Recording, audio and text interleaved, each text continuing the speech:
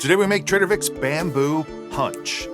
This is a pretty simple and straightforward recipe that includes just a few ingredients, including passion fruit and a fair amount of rums. The recipe for this appears in the 1972 Trader Vic's Bartender's Guide, as well as the 1974 Rum Cookery and Drinkery book. The timeline for this drink I am unsure of, but it does appear on the menu at the Trader Vic's at the Savoy Hilton in New York, which first opened in 1958. Just not sure about the date on this specific menu. When it comes to passion fruit, Trader Vic was using a brand called Mynor's Passion Fruit Nectar, and his recipes call for passion fruit nectar. That word nectar is not well regulated, and what we think of today as nectar is not necessarily the same as it would have been back in the 50s and the 60s. But we can assume it had some sugar, maybe some added, and that could have been anywhere from like 10 to 50% sugar, making it similar to a simple syrup on the higher side. But we don't know, and many of the fruit nectars that you find today are just watered down juices. So what I typically do is I use my passion fruit syrup. It's 50 brix or 50% sugar, and I make it from frozen passion fruit pieces. The recipe today calls for half an ounce of passion fruit nectar and a quarter ounce of rock candy syrup because a dash equals a quarter ounce. So instead, I'm just going to use a heavy half ounce of passion fruit syrup, and that should be good. But you can always taste this and adjust more or less as needed. The recipe calls for a light Puerto Rican rum and Trader Vic's Mai Tai rum, and I'm just using a combination of these three rums. The Banks rum is way more flavorful than any light Puerto Rican rum, but I'm kind of willing this into being more flavorful, and then I'm using Appleton 8 as well as Worthy Park 109.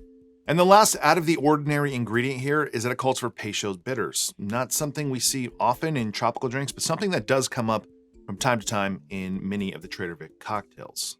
And when it comes to consuming cocktails, you may want to first be prepared with something like today's sponsor, which is Zbiotics.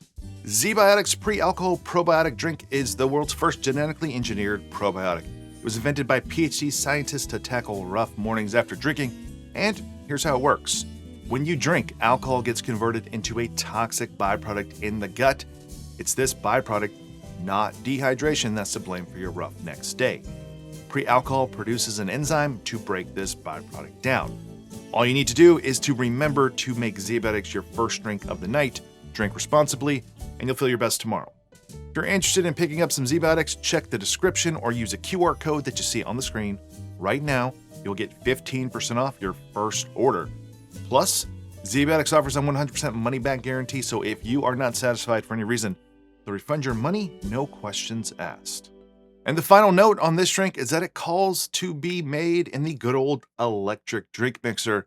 You can always shake this, but any chance I have to use the electric drink mixer in a Trader Vic recipe, I will. So let's start with 2 dashes of Peychaud's bitters, 1 ounce of lime juice, a heavy half an ounce of passion fruit syrup,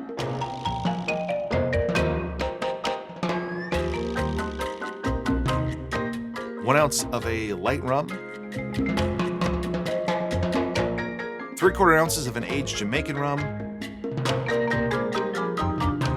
and half an ounce of a dark Jamaican rum, or you could go Demerara here. I'm using Worthy Park 109.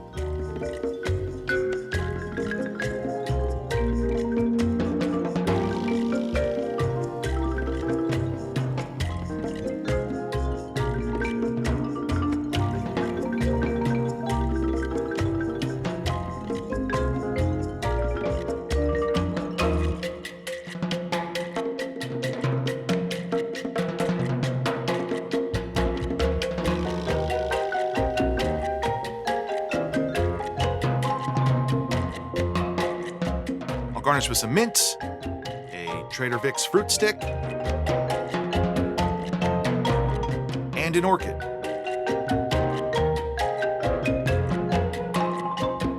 So there you go, Trader Vic's Bamboo Punch. What a handsome drink. It doesn't call for an orchid in any of the recipes, but I still have some. They're like a week and a half old. This is the last one I can use. I don't want to waste them, so cheers. Very nice. It's tart, not overly tart, not like a, full ounce of lime juice and full ounce of lemon juice Trader Vic cocktail. But it's the tartness from the passion fruit and the lime juice, which I love. I love that combination, that the different levels of tartness you get there. And it's not too sweet.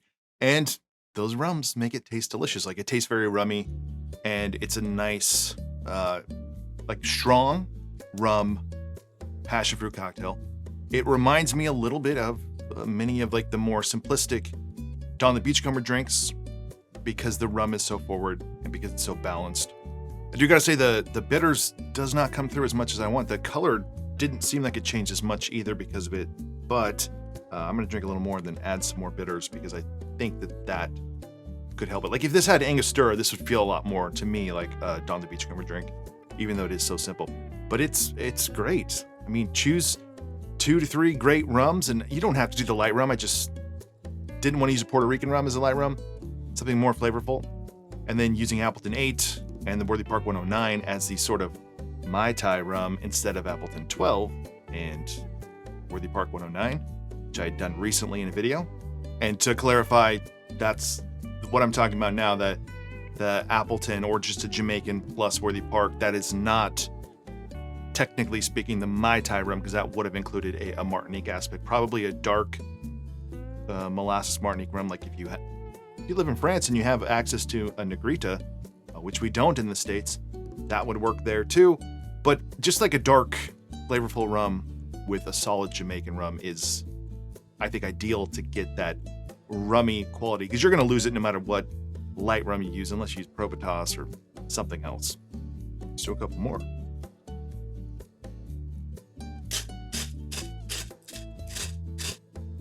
Doesn't change it too much. I definitely get a little bit more bitterness, but the flavor of Peychaud bitters, which I always pick up, it's like it's sweet. There's like an anise, if you're, the best thing to just like absinthe, almost like a little bit of that there. I don't really pick it up, so it doesn't really change that much. That's not a positive or negative. It's just something I thought maybe would add more to the drink.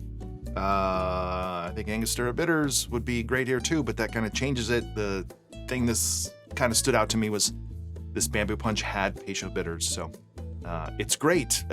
Bitters or not, it's like a simple punch, simple planter's punch style with passion fruit as your sweetener.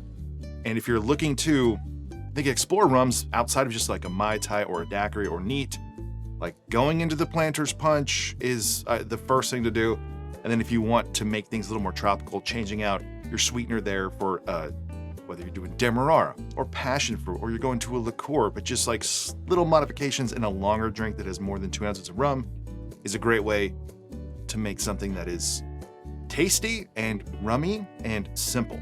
And that reminds me of, like, while I've done the Planter's Punch here in like some episodes that have multiple cocktails, I haven't really talked about it much, and that's actually intentional. I feel like the Planter's Punch is like such a big thing, saving it for one day. But that is probably, that might even be my favorite cocktail. And the reason is because it's like a pure expression of rum, and for me, Angostura. So one day we'll get to Planter's Punch. We'll save that for 2026. But if you're trying to explore rums, like I said, you move past a daiquiri and a Mai Tai, then a Planter's Punch or something like this is simple, delicious. This one's actually definitely passion fruit forward. But if you love passion fruit and rum, if you love passion fruit and rum, then you'll love this combination of flavors. All right, that's it for this one. I'm definitely picking up the bitters more now. I wouldn't do more than 2 to 3 dashes. I think that kind of will ruin it, but still good, still fine, just better with less. If you enjoyed this video, please give it a like below. Consider subscribing to the channel. If you want to support this channel more, check out my Patreon page, and otherwise, I will see you on the next one.